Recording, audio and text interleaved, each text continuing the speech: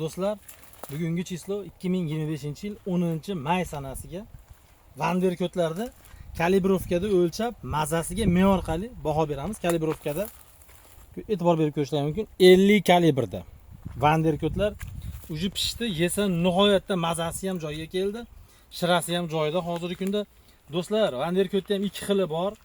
Mana hosiliga baho berasizlar, olganiga juda qattiq oladi. Buni kattasi bor, maydasi bo'ladigan bor. Shunga chalib qolmaymiz. Xudo xolasa, vanderkotlar endi hamma bozorlarga chiqishni boshlaydi. Narx pastlayapti, narx 25 mingga tushdi.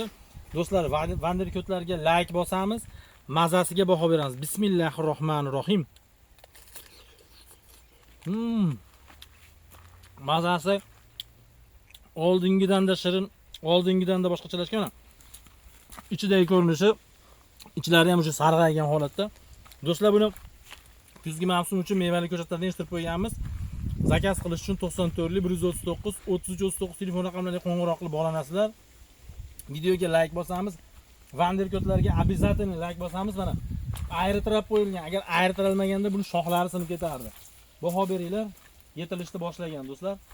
Sog' salomat bo'lasizlar. Bizni kuzatishda davom etasiz do'stlar. Vanderkotlar asosiy Buxoro, Surxondaryo, Jizzax zonalariga, rayonlariga, issiq joylarga keladigan bo'lsa, taxminan 100 ming 80 minglik vaqtida chiqadi. Sabab ularning joylari erta joylar bo'lgani uchun unaqa zonalarda ertaki narsalardan foydalanilsa, o'ta zo'r effekt beradi. Bu videoni vanderkotdan yoki o'rikdan bog' qilaman degan do'stlarga jo'natib qo'yasizlar.